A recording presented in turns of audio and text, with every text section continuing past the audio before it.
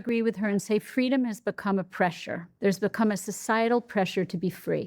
So I know many young people who are opting out of the apps. Okay, I'm a therapist and I see so many young people and I give lectures and people come up to me. So I can say, and I write books about adolescence, and I'm going to say that mostly the term hookup culture is used between 15 and 30. So you're correct in saying a 32-year-old woman should have the right to have sex with whoever the hell she wants to have sex with. And I'm right there with you. She should have choice, whatever. But young women, young men who are developing emotionally, mentally. Should not have the right. No. They shouldn't have the right. Let me, can I finish? Yeah, sorry. Okay, sorry. So you interrupted, so I didn't get to finish. I'm so sorry. Okay. Not on my watch. Not on my watch.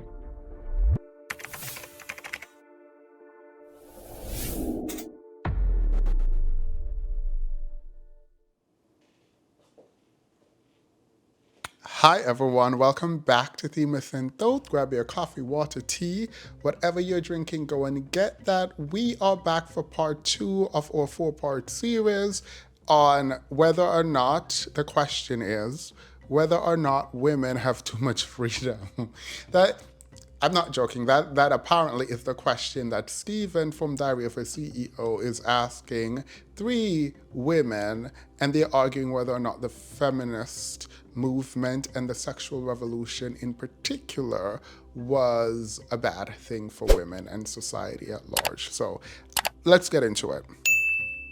Also, by the way, if you want to watch the first part, if you're just coming in, there is a video down in the description of this video. There's going to be a link to it, maybe a link somewhere hovering above me, on the first part of this series, so you can watch that and then come back and watch this. Okay, let's get into it.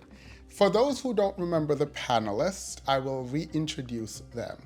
First, we have Louise. Louise is an anti-feminist. She is a journalist, and she claims that she does not have a political agenda.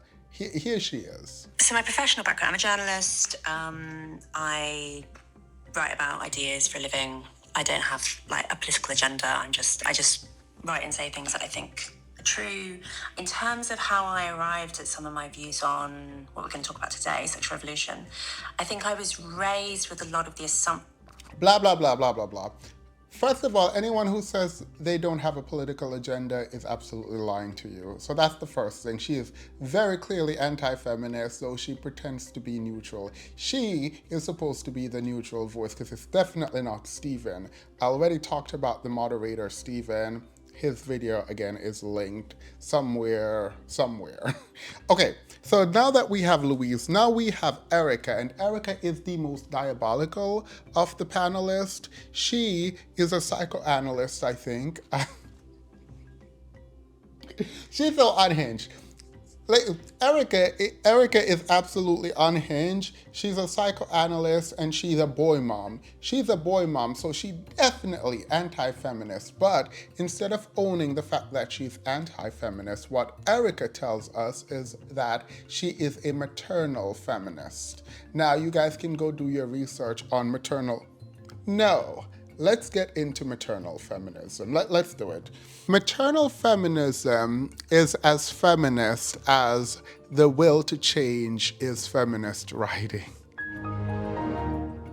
In that it is patriarchal feminism. Instead of sort of dismantling gender roles and engaging in uplifting women, maternal feminism, as Erica explained, seeks to define womanhood in terms of motherhood, and motherhood in terms of a very specific set of roles that is baked into gender norms that have been perpetuated within patriarchy. Now, I'm not saying you don't get to decide what you want to decide, but Erica is telling you that as a woman, when you become a mother, there are very specific things that you need to do as a mother. She's telling you exactly that motherhood is about nurturing, and therefore, if you are not nurturing in a very specific way, then you're not a good mother. But that is her brand of feminism. Excuse me if I don't believe that foolishness. I think biological essentialism, as it is understood, within a patriarchal system disproportionately disenfranchises women. And so it is very difficult for me to even concede to an argument that suggests that a woman's role is blah. Like, no, absolutely not. That is to say, I disregard and tend to step away from ideas around biological essentialism, which tells women that their place is this or that. Giving women choice is what feminism ultimately is. And so trying to put women in a box around how they should show up does not seem very feminist to me. And this is why I think a lot of feminists reject the idea of maternal feminism. And lastly, we have Deborah. Now, Deborah is a feminist and she's the host of a feminist podcast. She is a comedian. I also think she is wholly unprepared for this debate. Not her fault necessarily, because if she did not know that she was there to be dogpiled by both Erica, Louise, and then we'll add the host onto that, then she would be unprepared. But I don't find her position or her articulation of her position to be useful in pushing forward feminist ideas in the debate. She personalized the entire discussion way too much, which opened her up to being attacked. And you can look into the comment section where she is being picked apart and dragged, and she's not being cared for in any meaningful way by the people over there on Diary of a CEO. And the men and women dragging her do not really address the other women in the debate and their inconsistency. And even the fact that they are talking about and having a debate about whether or not women have too much freedom. Let's actually really think about the fact that there are women arguing that women have too much freedom. We'll get into the debate now that we have all sort of been grounded in who is talking and what they're talking about. Cool, let's do it. Anything to me that engenders more shame in women or more guilt in women or takes their autonomy away, even emotionally, for me, I would like to move far away from that. Because in my life, every year I've been away from that cult and I have had more autonomy and more emotional freedom. I have felt more spaciousness and I have become a better person, a better partner. I have maternal roles in my life. It makes me so much better in those roles if I'm filled up, if I'm creatively fulfilled. And it also makes me a better person in my community in every way. So that's, for me, what feminism is.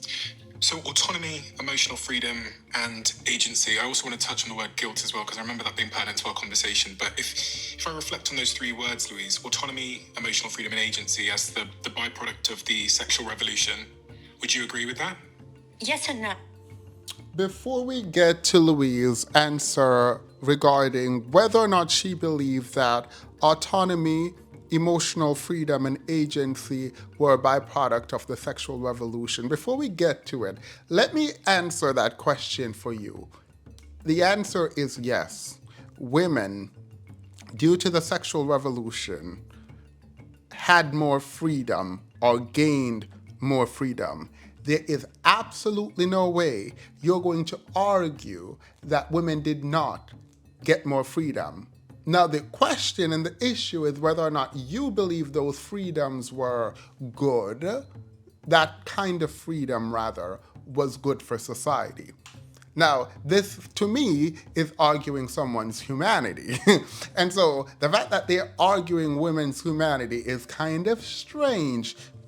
That is kind of strange to me. So, before Louise go forth and bastardize the question, let's talk about what the sexual revolution is.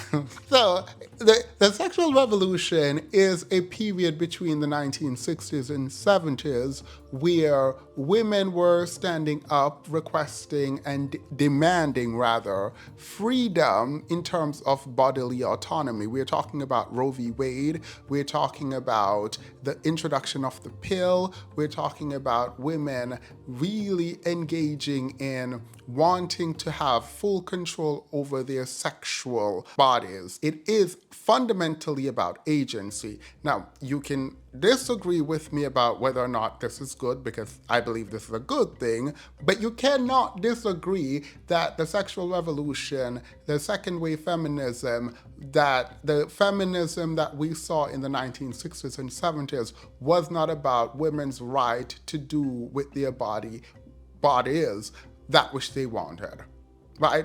And that is freedom, or at least a kind of freedom.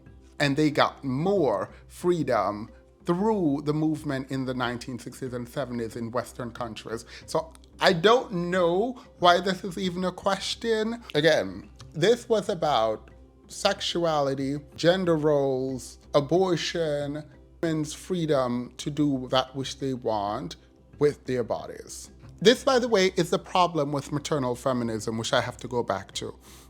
While feminism, second wave, is talking about women's right to do that which they want with their body, maternal feminism constructs womanhood around motherhood and makes womanhood a part of motherhood and defines for you what a good woman is through the lens of a mother. And that to me is diabolical, because it is not, and I'm talking specifically about how Erica will be describing it. I'm talking about the fact of having women be mothers, and instead of advocating for subsidies and more government intervention through aid in helping mothers be effective in caring for their children. No, that's not what maternal feminism is about. It is about telling women what being a mother is and how you need to prioritize being a mother, and motherhood should be elevated, which, by the way, I'm not against motherhood being elevated and respected in the way that life is being created by women in this way, right? That's not what I'm saying. If elevation of motherhood is what we were doing, I'm pro it, but telling women they need to be a mother to be a good woman is a problem. Also, double speaking, saying if you can't care for your child properly, then you shouldn't be a mother, which is a very valid argument, is good, important, useful, but then don't go and say we need to have more women being mothers.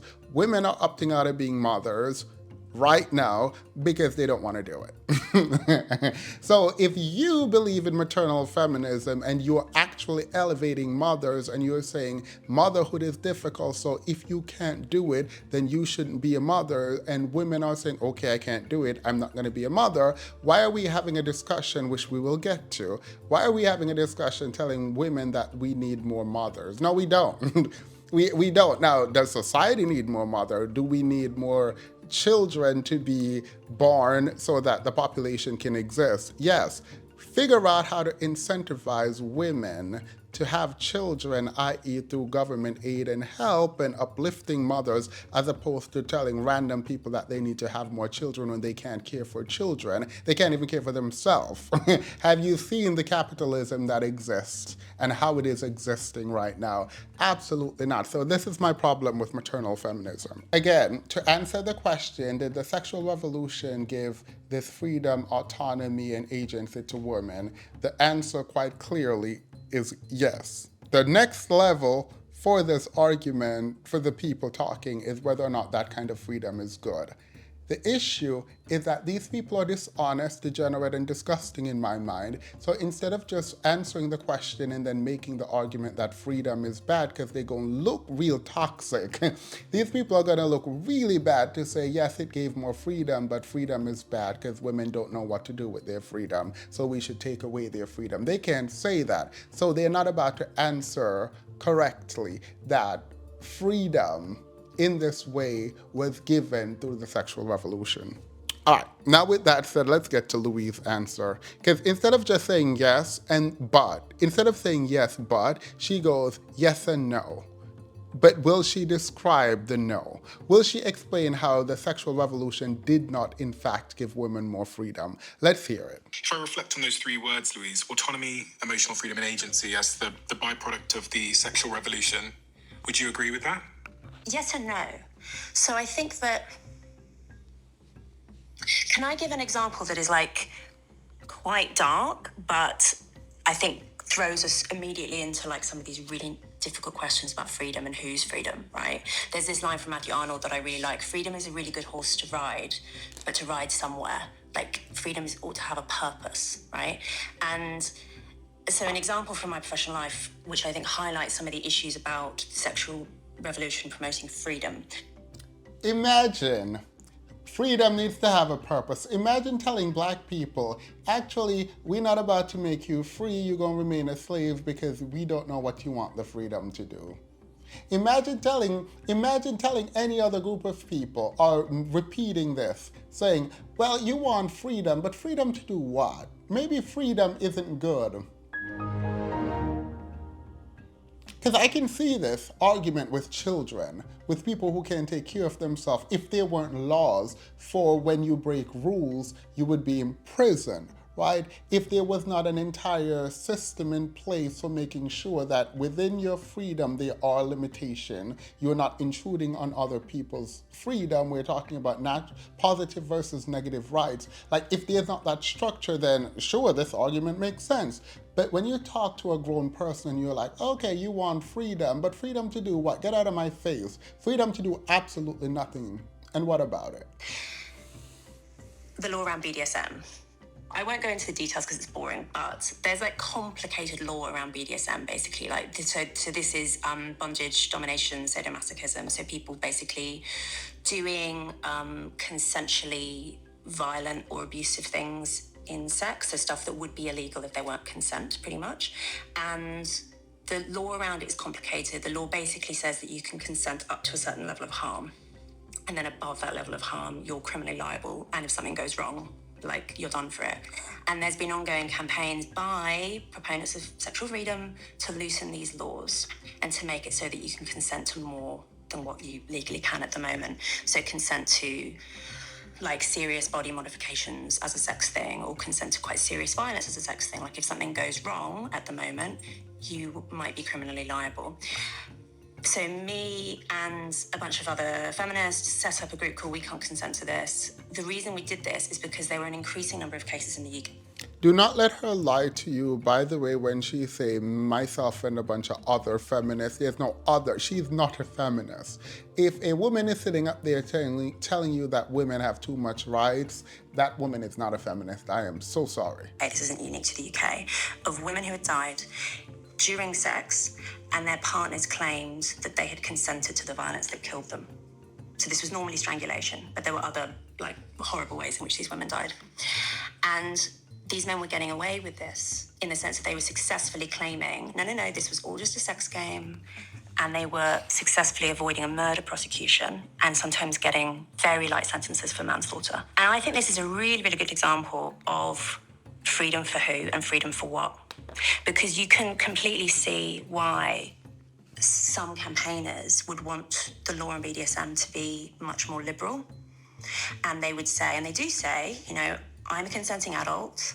Who are you to tell me that I can't do X, Y, Z in the bedroom? Who are you to tell me that the law ought to step in and try and criminalise what adults do in the privacy of their own homes?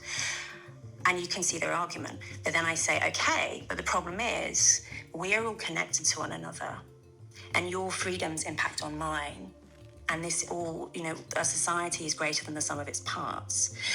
And if you're going to say that sexual freedom is the preeminent value, then I don't know what we do in these cases, these concrete cases where it seems to me that a terrible wrong has been done to this woman. And if we don't have illiberal laws, at least partially illiberal laws, then men who make this defense are going to get away with it. I'm sorry this is a dark example to like kick off the conversation with, but I just think it's a pertinent example of how freedom is difficult and agency is difficult and choice is difficult. And we can say that these things are good generally. I think they are good generally, but they are virtues that need to be balanced against other virtues. And that's the challenge. Freedom.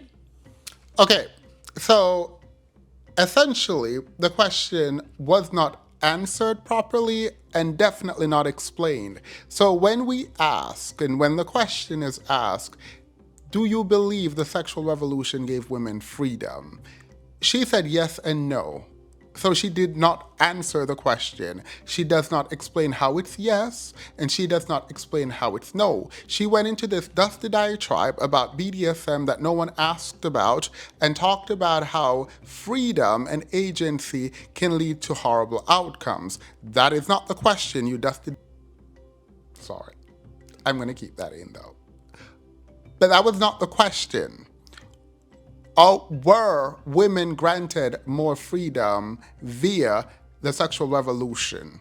Not, is this freedom bad? Is it good? Can freedom be bad? BDSM can be bad. Can it go too far? That was not the question. The question was, do you believe that the sexual revolution granted women more freedom?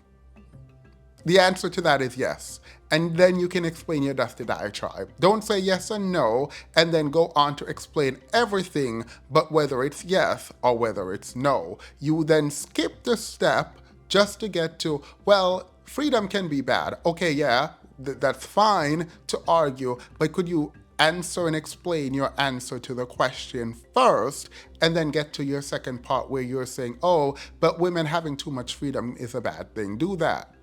And do it directly. It is an idiotic response what she provided. Let's be very clear. It is not responsive at all. While we can argue that some freedom is bad, you now have to create a connection between the idea that some freedom, i.e. within the realm of BDSM, can be bad for women, and map that onto, connect that back to freedom from in the sexual revolution that was granted to women being bad.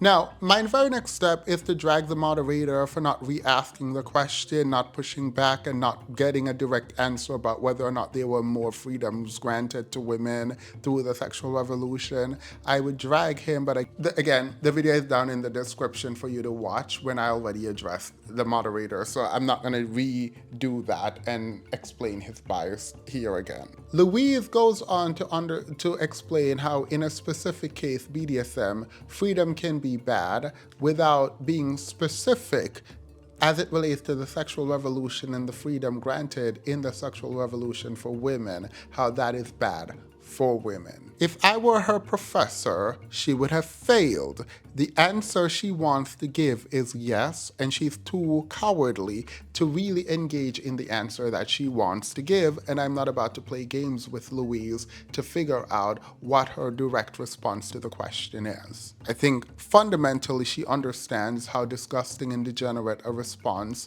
is, her response is, and she couches it in examples of where freedom or too much freedom can be bad. Tell us that women got too much freedom in the sexual revolution if that's what you want to say, so you can be dragged. And let's be clear, when she says yes and no, she cannot argue that no, the sexual revolution did not grant women more freedom. She can't argue that, so she doesn't. She just says it and moves on. And idiot Steven is just sitting there like, oh, well, that makes sense. Now let's get to Erica, because Erica jumps in. Girl, Erica is not about to let her moment pass her. She's about to jump in now and explain what she thinks Louise did not. Freedom is a wonderful thing. No one would want to take freedom away from human beings, but excessive freedom without structure is not good for human beings. Okay, so she want to take your freedom away. Freedom is good, it's great, but freedom is good, it's great. No one wants to take freedom away, but what?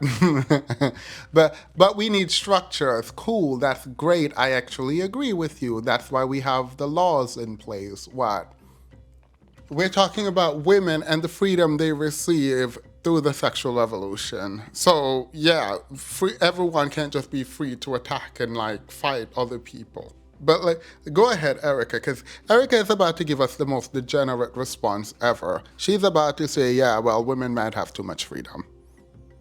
So I'll use the example because I talk about children a lot. If you raise your children with respect for their will, that is a good thing, right? You don't want to quash their will. You want to support their individuality and support their choices. And even when raising children, you're going to give them choices. Do you want eggs or waffles for breakfast? Do you want to wear your green pants or your blue pants? No more than that with small children.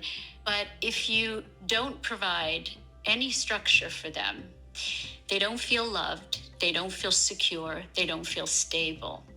And so what I'm afraid of is that we went too far. It's not that we went too far. Where did you go too far? The question is, do you think women receive freedom through the sexual revolution? When she says we went too far, you are confirming that women did get freedom. So you're contradicting Louise's no, even though Louise did not answer or provide any example for the no response she gave. But if you, Erica, is now saying the sexual revolution and we as a society went too far in the granting of freedom to women, you are saying women received more freedom. There is now a contradiction between Erica and Louise, who are on the same dusty aisle, but Stephen too dumb to figure this out.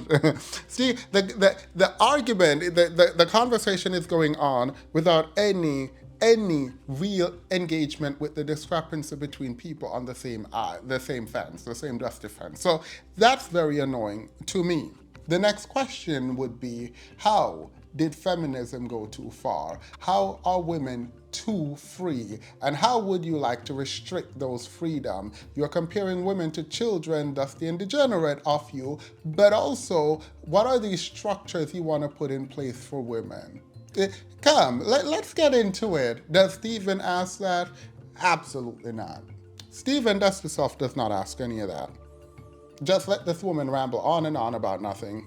freedom isn't a good thing. It's that excessive freedom without any structure at all can also make us feel untethered. Who in this society or the next are untethered because their freedom is unlimited? No one living under the rule of law is so free to do whatever they want. I need you to now tell me, Erica, why do you believe women are too free? Because ultimately she's saying women are too free. This is, by the way, these people are the ones who claim they are feminists, but they're not the regular everyday feminists. They are maternal feminists. So they're not feminists. Got it.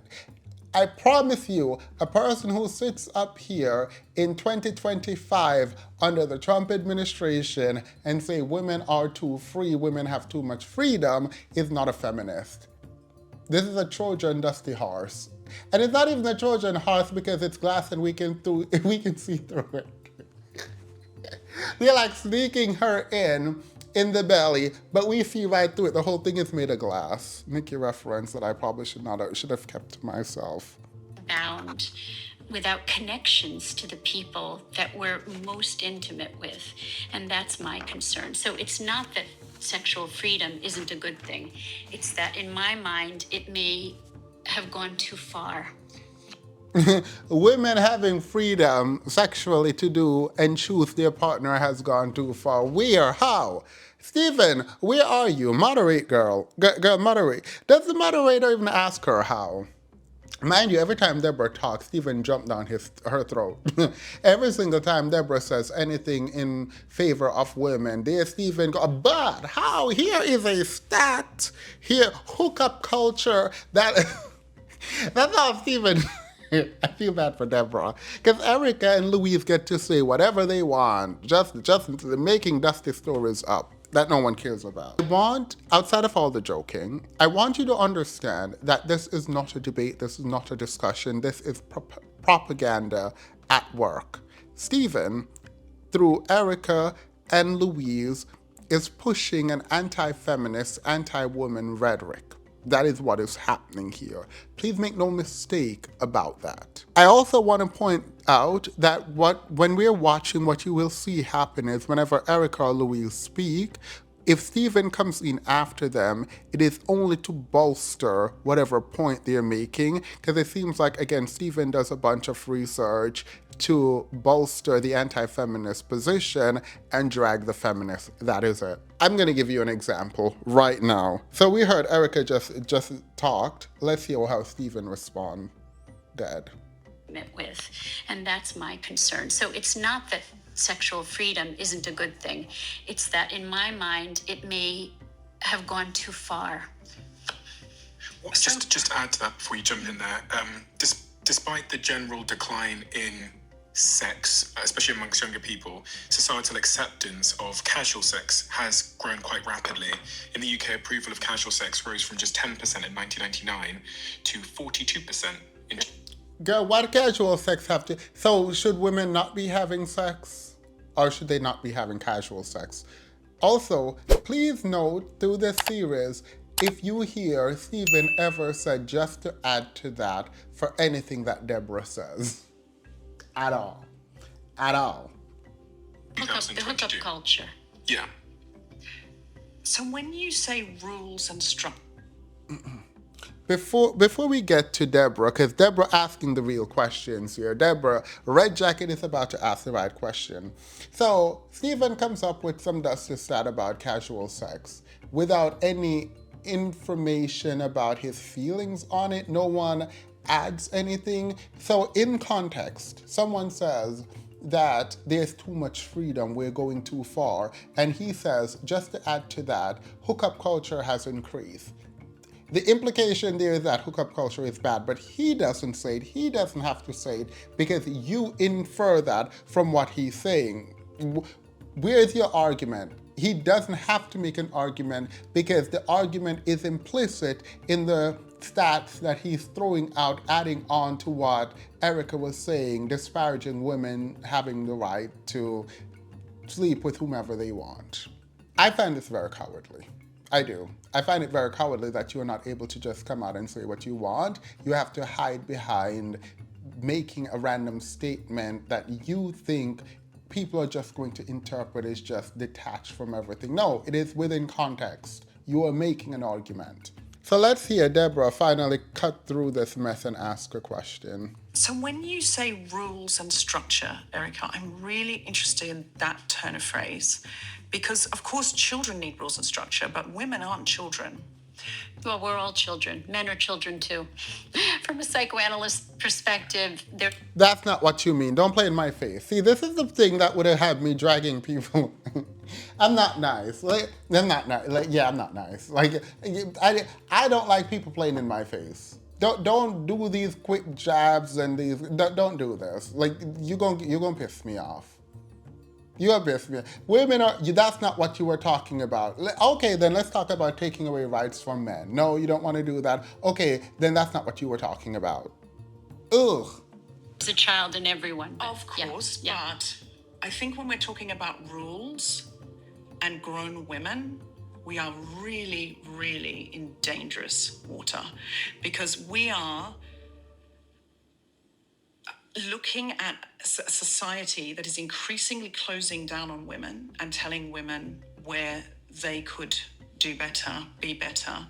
If we're looking at an extreme example, we're looking at Iran in 1970s and women in parliament and women walking around as part of the sexual revolution in miniskirts and having a wonderful time. And then you're looking at women in Iran now, you're looking at women in Afghanistan now.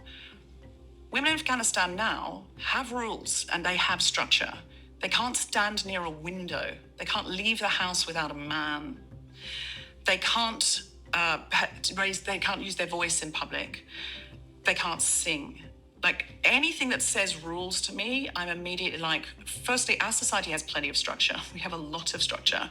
We all have to work to make a living. We are all encouraged into monogamous relationships, and there's a feel that you're successful if you find the one and get married and have 2.4 children. there's so much structure in our lives. There's very little time for relaxation or even considering what we really might want to do. I would be very intrigued to know what you mean by women should have rules. Yeah. What do you mean? Okay. Very good question, Deborah. Very good question. I already watched this because Erica gonna weasel her way out. And the problem with this is instead of just saying, Erica girl, when you say rules and structure for women, what do you mean? That just ask the question directly. Don't explain yourself. Don't go on the defense, because you are now making claims and you are now going to be put on the defense, which is what's going to happen. And this is why it felt like Deborah was dogpiled, and she in fact was, but she kept making these statements and putting herself in a position to defend, as opposed to having these degenerates defend what they believe. And that was the biggest problem in this debate. Ask this woman, when you say rules and structure, women need more rules and structure because they're too free. What do you mean? End it. Don't explain anything else. Just ask your question. Just ask your question. First of all, I don't agree with you. If I can just say that I don't agree that we are encouraging monogamy. See, no, we don't care about whether or not we are encouraging or not encouraging monogamy. You said there should be rules and structure. Where are these rules and structure? Because Deborah said so much in whatever she was talking about, it allows Erica to take pieces of what she says and address those pieces, as opposed to the broader issue that is at hand. You just said that women need rules and structure. Girl, what are these rules and structure you're telling women they need? That is the question. I think we're encouraging polygamy. And I don't mean marriage. FYI, I do like the question. I understand the question. I understand the context she was attempting to give. But what it allows, like, you don't have to defend anything right now. Let them defend. That's what I'm saying. But fundamentally, I do like the question. It just allows this woman to weasel her way out of answering and not giving the information you're looking for, because they know it sounds degenerate. Polygamy. I mean multiple partners. Young people are hooking up. I wrote an article for the Institute for Family Studies on on the statistics on the hookup culture and what it's doing to young people in terms of their mental health. It's causing them to feel more depressed, more anxious, more embarrassed, having more regrets, self-esteem issues. It's got some major implications, and we're talking, the statistics say 72 to 82%, 72% of young men and 82% of women, young women, are feeling depressed and anxious after these casual sexual encounters. Tinder has an ad that says, meet the love of your night. What it does is it takes something so sacred and intimate, and it turns it into something not just casual, but it turns it into something irrelevant, unimportant, and dangerous, if you ask me, emotionally dangerous. And it can be physically dangerous. If you're having casual sex, you could get a sexually transmitted disease. AIDS is still around. I think, in a way, what we've taught our kids, and what I encourage the young people that I work with, is that experiment with sex.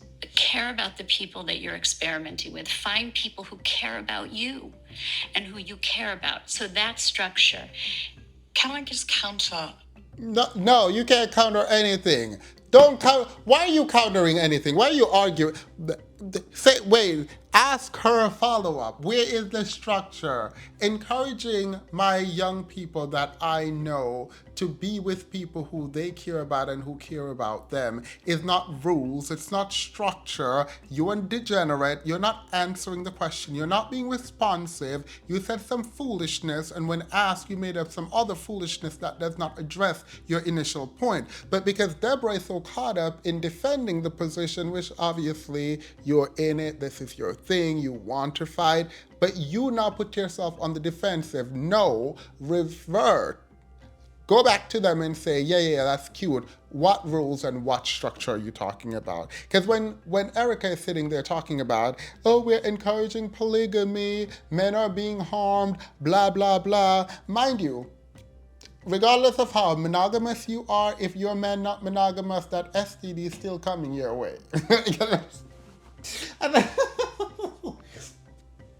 Look, you can be as monogamous as you want to be.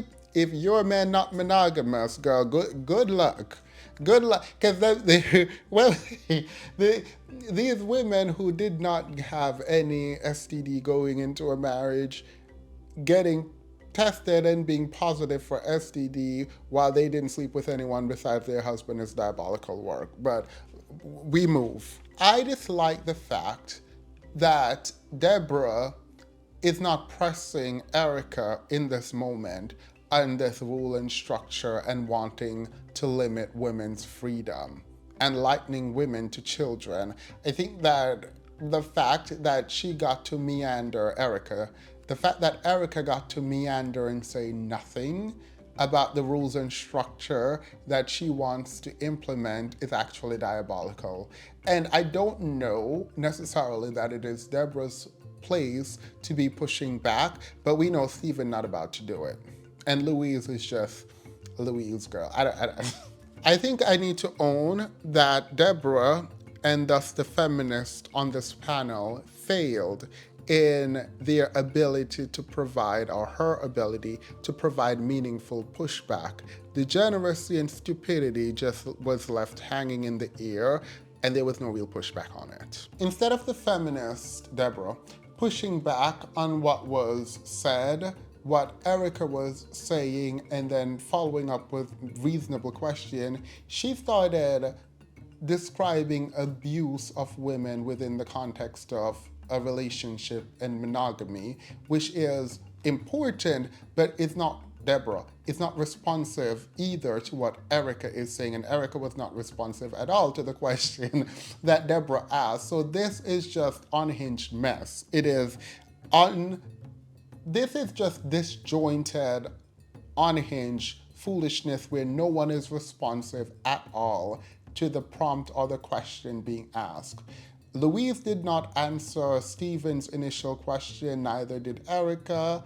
Erica went on a dusty rant, so did Louise. Deborah then asked Erica a question. Erica ignores the question and started rambling on, and then Deborah decided she gonna ramble too. And so everyone up there just rambling, not responding to anything that each other is asking. A mess, a hot ghetto mess. Let me be clear. The stats that Deborah brought up around abuse was important. It just was not relevant in the context of the back and forth between her and Erica. Now, there is an argument for her that she's pushing back against this idea that monogamy is the answer. The problem now comes about where she's having to defend polygamy or sleeping around culture versus monogamy when you don't have to put that up. You don't have to create this distinction and fight. Most people who are not monogamous right now, some of them are trying to be monogamous, or women are attempting to find a partner and they're just trying to figure it out how best they know to do it. But why would you put yourself in a position to defend sleeping around while the other people defend monogamy when feminism does not require you sleeping around? You can be monogamous and a feminist. So I don't understand what the feminist was doing. It's very annoying. I'm very frustrated. About this. What we've taught our kids and what I encourage the young people that I work with is that experiment with sex. Care about the people that you're experimenting with. Find people who care about you and who you care about. So that structure. Can I just counter about this sort of idyllic option of monogamy? In the United Kingdom, the police receive a domestic abuse related call every 30 seconds. Yet it's estimated that less than 24% of domestic abuse crime is reported to the police. 1 in 4 women in England and Wales will experience domestic abuse in her lifetime. On average, nearly 2 women are killed a week in this country. And I know that America has a similar story, but probably worse because there's guns. This is around the world. It's the same in Australia. It is not an either or. It's not that women were so happy and fulfilled in the 1950s because their husbands would go to work And I mean, watch Mad Men, which is it's a sort of researched idea of how things often were for women then and men, and how, Don Draper would go off into the city. He would have a fulfilling career. Then he would sleep with any number of women and come home to his wife, who knew he was having affairs, who could sense it, who could vibe it, who could smell the perfume, and had to just put up with it until she couldn't any longer. And she was at risk of STDs because he was going out and doing whatever he wanted. The idea that a sort of monogamy is this utopia, and since we've gone into a more hookup culture, I still think there's a hell of a lot of pressure for people to find the right one. Yes, people hook up before they find the right one, but there is pressure to have the rom-com ending. Most people, if they're hooking up, are hooking up to have sexual satisfaction while they are looking for a longer term relationship, or they're not, and they're really happy single and they're finding fulfillment. And that is the spaciousness and the freedom and the autonomy to do that. I love that women can choose that now. I love that women can say, I'm really happy single. This settling for someone who's not good enough for me, or it doesn't suit me, or it doesn't fit me, doesn't have to happen for me anymore. I can live my full self, and maybe my career is more important to me, or fulfilling, or my friendships, or my desire for travel. I love that we have options. I want the women watching this to appreciate all the options that they have. All the options that they have. If they want to be single and they want to hook up, if they're looking, but in the meantime having that sexual freedom, I want them to have it all. But if what they want is this monogamy that you're talking about, to find the love of their life and settle down and have 2 children or whatever they want, I want them to have that too. Deborah, can I ask, do you No, Stephen, leave that girl alone, because I don't know why you're dragging Deborah. Listen to Stephen. Why is it that every time Deborah talks, the demons in him just they just rattled? Because he has to go back to try and drag Deborah. However, girl, Deborah just rambling. At this point, you loving that women have these options, great, I love it too. It's not an argument. It's not an argument. It's not a persuasive argument. What you love, what you don't love is not an argument. Now make the argument for why women should have choices. And also, when she starts arguing, it sounds like she's arguing against monogamy in the beginning. Why would you ever do that? In the end, she said women should have the choice to be monogamous or whatever they want to do. And I agree with this, but why would you kick off by saying, oh, women, monogamy is not this utopia. No one said it was a utopia. Erica never said it was and I'm not defending Erica because, girl, degenerate. But she never said it was a utopia. So I don't know what you're arguing against. I don't know why you're even arguing and rambling on and on. You should just ask her why she want to take women's freedom away. What freedom women has, what are the freedoms that women have, the rights women have right now that are too much that you would like to take away? What are the rules you would like to put in place to prevent women from exercising their freedom? You should be asking questions, not doing whatever this is that you're doing, talking about you like this and you like that. In a debate, that's useless. Like, what you like does not matter. It matters to you, but not persuasive in a debate. So I wish she had gone back to ask what are the freedoms that Erica wanted to take away from women. Unfortunately, Deborah, we don't, again, care what you like or don't like in the context of a debate. It sucks because I'm frustrated slightly because now you have Stephen jumping in. Deborah, let me ask you something. Don't ask me nothing.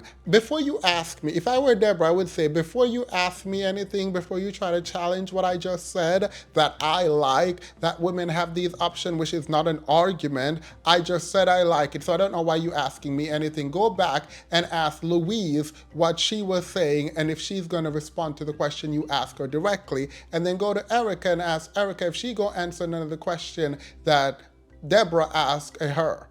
Go do that. Before you ask me anything, go ask them 2 other girls your question. Go reiterate the questions to them girls, them women, sorry, those ladies.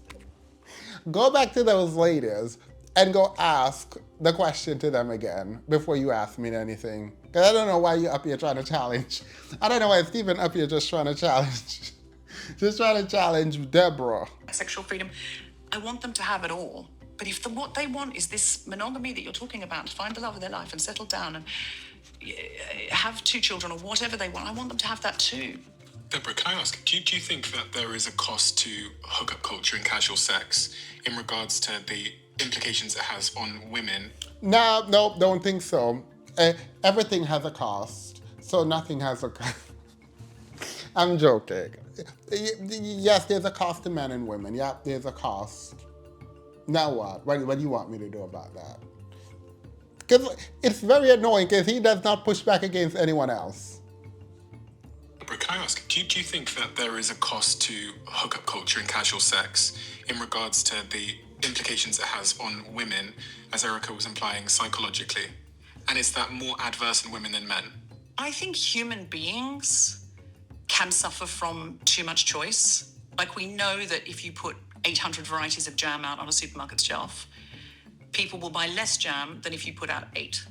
Because they get confused and they just think, oh God, I don't know, none of it then. And they walk away. I think the fact that we have young people sitting in a bar on a hinge date, and while that person goes to the bar, they're like, what else is out there?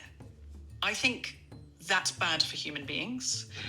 I think that is bad for women, for men, for non-binary people. That's bad for everybody. But this sort of sacredness, Erica was alluding to a sacredness of sex itself. Yes, I think that is not a thing, that we are somehow finding women find sex more sacred than men.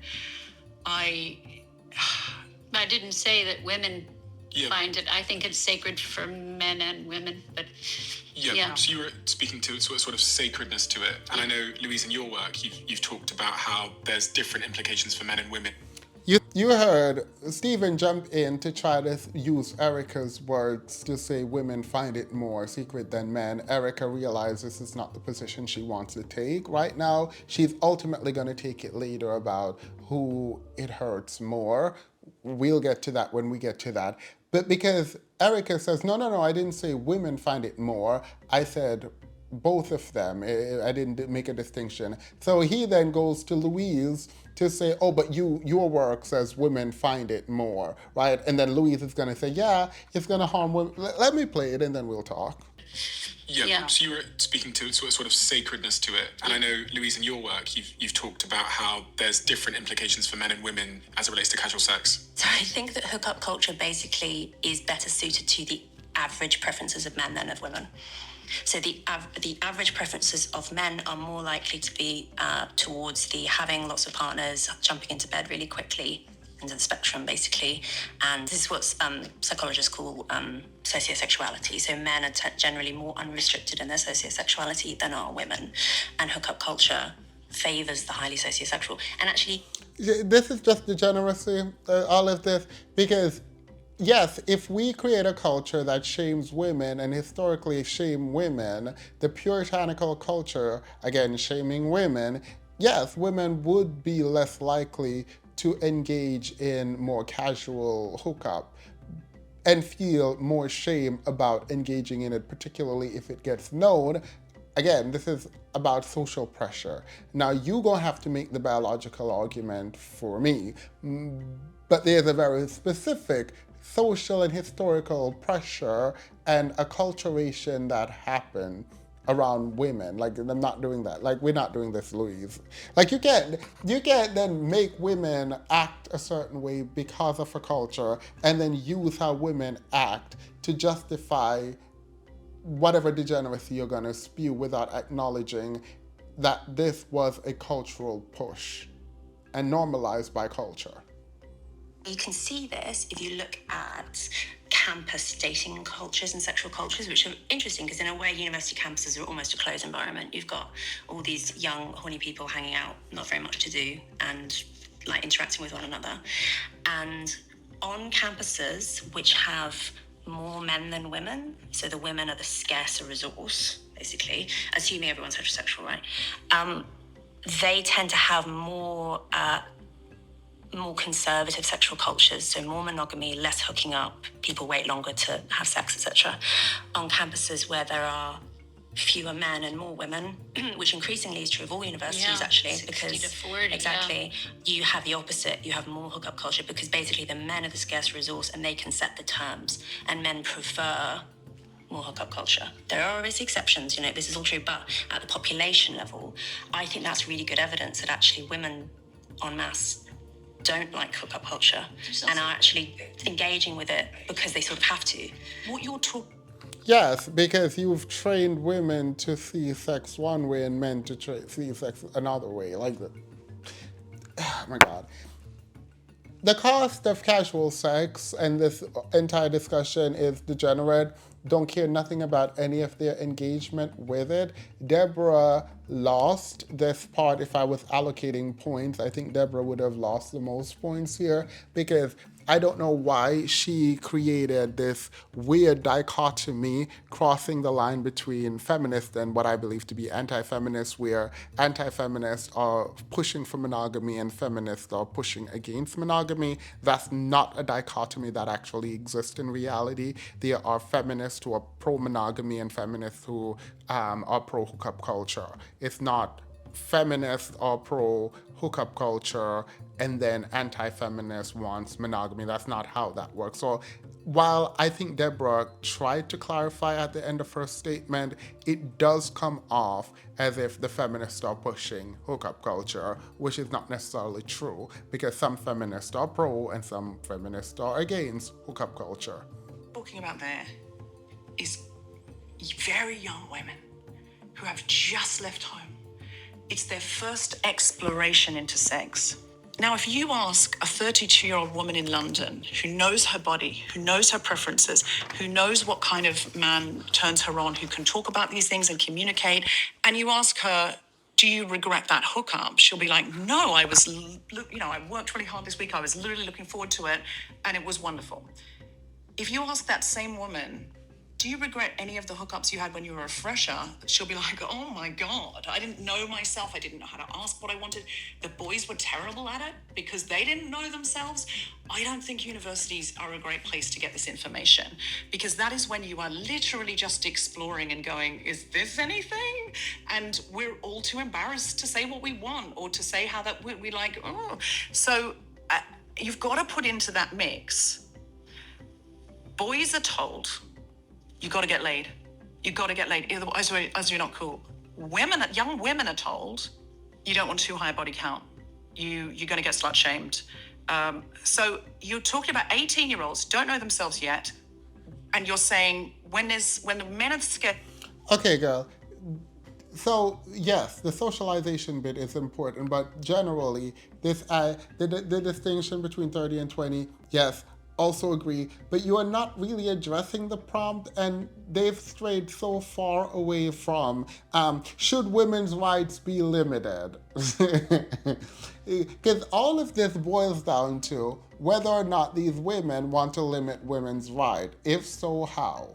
Because that's all I care about at this point. Because all this rambling, yeah, women hook up, men hook up, you don't like it, are you going to stop it? Are you going to put laws in place? No? Okay, let's move on. Mind you, Deborah's ideas get challenged at every single turn, which I find odd because she personalizes every one of her argument. Like, it's not her position is getting challenged, but it's very personal positioning. She's not making a general argument, which also is a problem and why she's not doing well in the debate. Let me be very clear.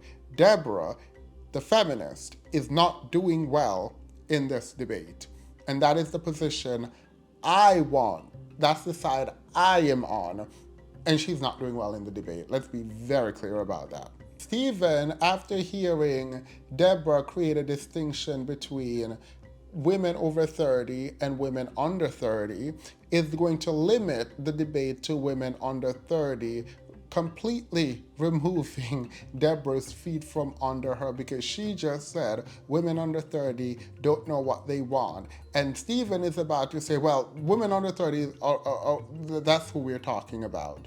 And now how is Deborah going to argue against them wanting to restrict women under 30? I can argue it. Hopefully you can argue it, because absolutely not. A grown woman is a grown woman. Ain't nobody going to tell this girl what to do when she's grown. Like, absolutely not. But let's hear Stephen be degenerate, and then we get back into Erica. That's a resource. It's one way, women another way. That is exactly what I would expect to see. You're talking about 18-year-olds that don't know themselves yet. What we are currently experiencing. Yeah, so he just said, we're talking about 18-year-olds who don't know themselves yet. No, that's not what you said. Women. You said the sexual revolution. We're talking about grown people. Don't do that. But now it's limited, so let's go.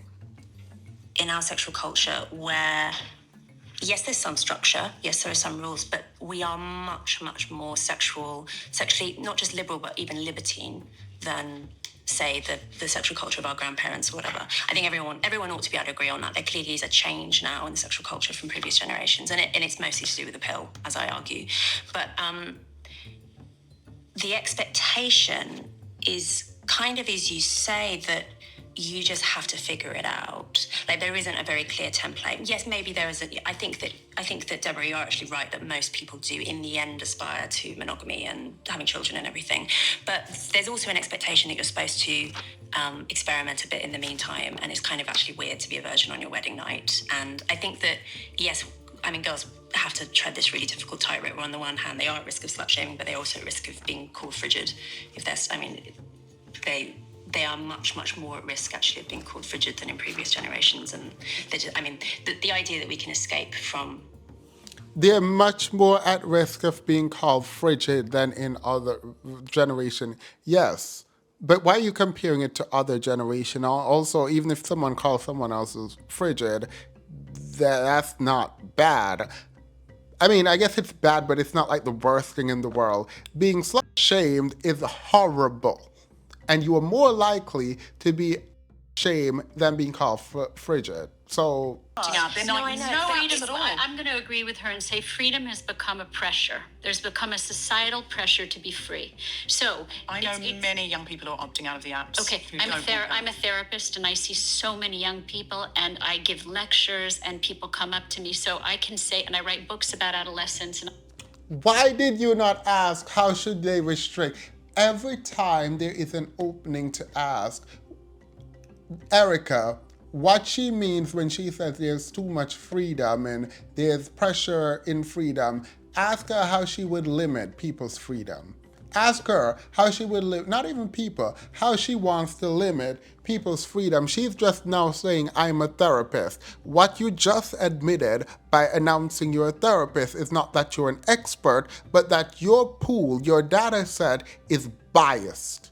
The people who are coming to you are a very specific group. Therefore, we can't rely on the people you see as a therapist to generalize more broadly around what women are doing and feeling at a societal level. Because your data set is just trash. I'm going to say that mostly the term hookup culture is used between 15 and 30. So you're correct in saying a 32-year-old woman should have the right to have sex with whoever the hell she wants to have sex with. And I'm right there with you. She should have choice, whatever. But young women, young men who are developing emotionally, mentally... should not have the right. No. They shouldn't have the right. Can I... No.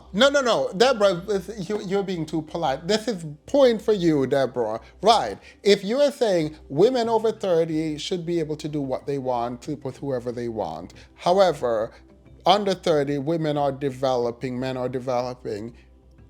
You are making an argument about their rights and whether or not they should. If you're saying women over 30 should be able to sleep with whoever they want because they're developed, but women under 30 aren't developed, you're not making the next logical step. You're not taking the next logical step in your dusty argument. And so Deborah took it for you. Why are you creating a distinction between 30 and under then? In terms of freedom. Obviously, only adults. Why? You knew why you were doing it, but your weasel self could not admit to your degeneracy, so let's hear her weasel her way out of, I'm not saying we should take away women's rights under 30, which is exactly what she was saying. Let's be very clear that when you say women over 30, yeah, you're right. Women over 30 should do whatever they want. They can do whatever they want. I don't care. Yeah, whatever. But women under 30 are developing. Okay, they're developing so they can do whatever they want also? Or no? No? Adults. Again, only adults. We're only talking about adults. Got it. Cool. I finish? Yeah, sorry. Okay, sorry. So you interrupted, so I didn't get to I'm finish. so sorry. Okay, so they're more vulnerable. They are more vulnerable emotionally to what the hookup. Okay, they're more vulnerable emotionally. Cool, Erica. Should they get to do what they want? Because we're not playing these games with you. We're not playing these dusty games with you, Erica. We know what you want to say, so say it. Culture does to them. There's a lot of research to say that it causes loneliness, depression, anxiety, tons of regret, embarrassment, shame, self-esteem. Cool, yeah, blah, blah, blah. It caused all of this, suicide in men, all of that too. Should they not be able to do what they want sexually? Should they not be able to be sexually free like people over 30? Should a 25-year-old not be able to choose and do what a woman over 30 is doing? Issues. And so, of course, we want freedom. In fact, I'm probably more in agreement with you on most things than you think. But in this... She not. If you're a feminist and you're pro-women freedom and she wants to limit women's freedom, you all are not in alignment in most things, I promise you. I say that freedom can become its own prison. So if you think about the early feminists, the really early feminists, Mary Wollstonecraft, Mary Shelley, those women were fighting patriarchy. They were fighting a system that said they had to be a certain way. So of course I don't accept what Iran does to women. I mean, that, but what's happened is if the pendulum swings too far, you have a different kind of patriarchy on the other side. We say the extreme left and the extreme right actually meet in the middle.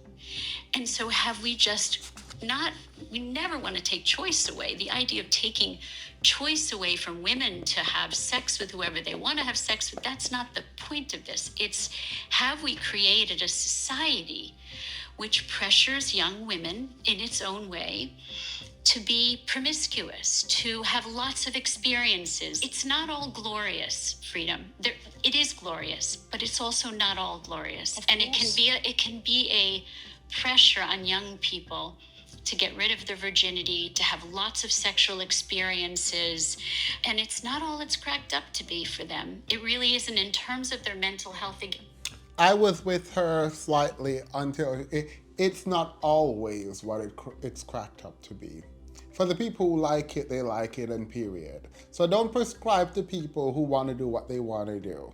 Now, are there people who feel pressured into engagement this way? For those people, yes, I do think there should be some kind of outlet that does not include them engaging in behaviors that they will regret later. Yeah, I agree with that.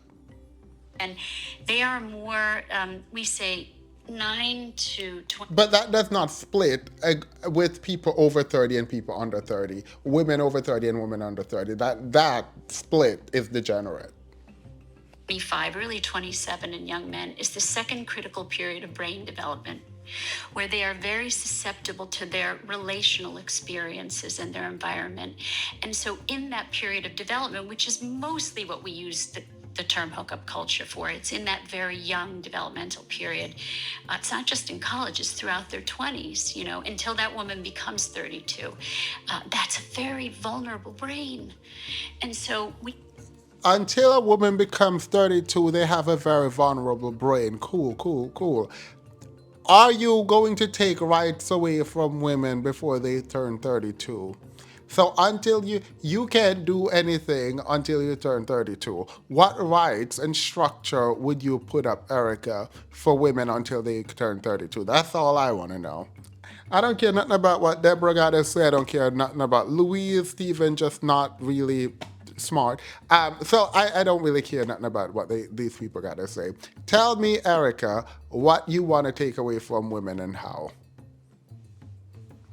They've created a culture that confuses that brain, that offers too many choices, that pressures them into having multiple partners and many experiences, and leaves them feeling empty and lonely. Can I just say, though, again to the time traveler piece, I did not, you recommend, Louise, because I heard you talking on this podcast before, that people don't have sex till they're engaged. But if you're engaged... Just, girl, hang it up. Everyone on there hang it up. Talking about don't have sex till you're engaged. Louise, girl, absolutely not. I don't know what. No, this like pushing this puritanical culture only serves no one. It absolutely serves no one. No, ain't nobody doing that.